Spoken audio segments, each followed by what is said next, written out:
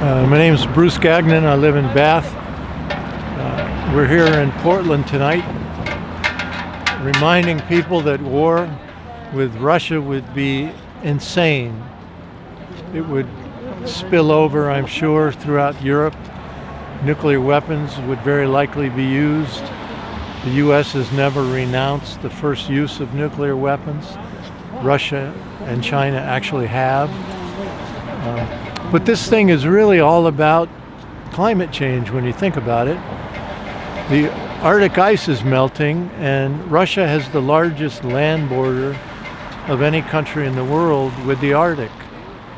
And so as the ice melts, the Western resource extraction companies, they want to go drill, baby, drill in the Arctic.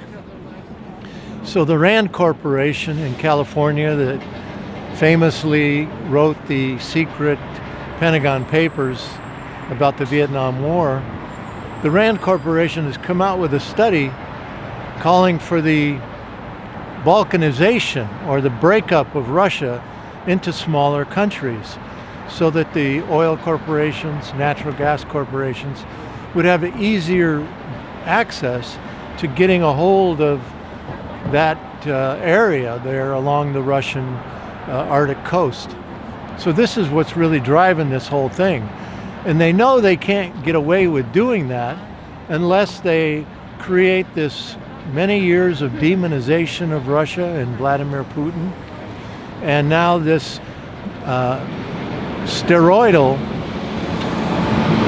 US, UK, and NATO literally surrounding Russia on all sides with NATO bases. And this is driving Russia nuts. Russia's saying, we just can't, we can't deal with this anymore. We can't allow you to do this to us. It's essentially a Cuban Missile Crisis in reverse. Just think of it for a moment. What if Russia or China were putting bases in Mexico or Canada? The United States would go ballistic.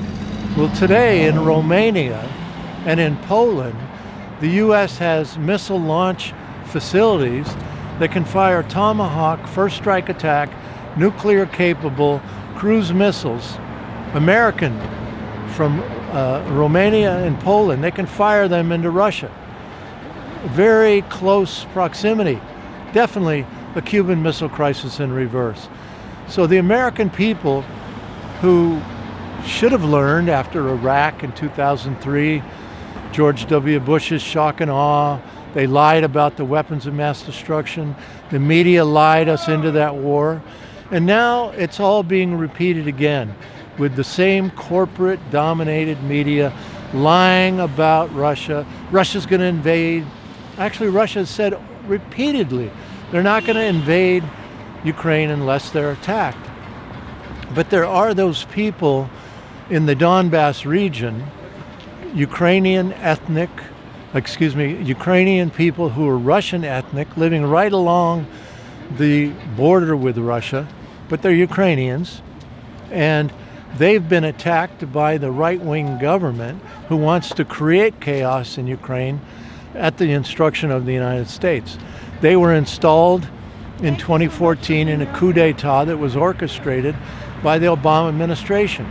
Biden, Hillary Clinton, Victoria Nuland were all in charge of that. And so as soon as that coup d'etat was over in 2014, where they overthrew an elected president, the first thing they did was pass a law saying the speaking of Russian in Ukraine was illegal. Well, the people in the Donbas region, Lugansk, Donetsk, those cities right along again on the Russian border, but on the Ukrainian side, they began holding peaceful protests and collecting referendum signatures saying we want a federated Ukraine.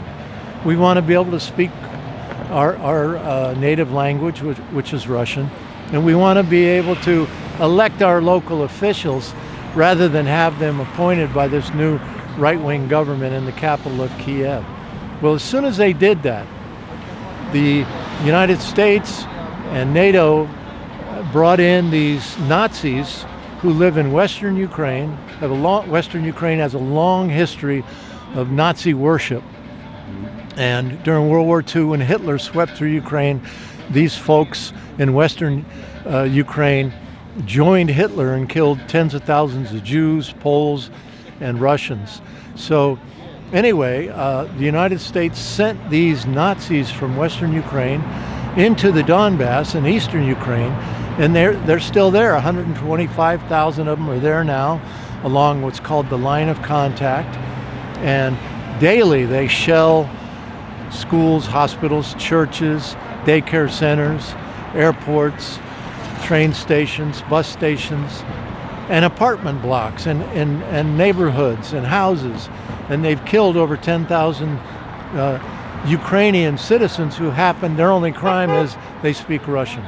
So Russia has said, we're not going to invade Ukraine, but if you attack full bore with these 125,000 Ukrainian troops that have been trained and outfitted and are directed by US and NATO, if you attack them with this big force you have, then we will counterattack you. So this is the real situation today that you never hear about on American mainstream media. I urge you to go onto YouTube and search for a film called Ukraine on Fire. In 2016, executive producer Oliver Stone. It tells the entire story of everything I've just talked about. It's a brilliant film, and it'll help you understand what's going on. Thank you very much.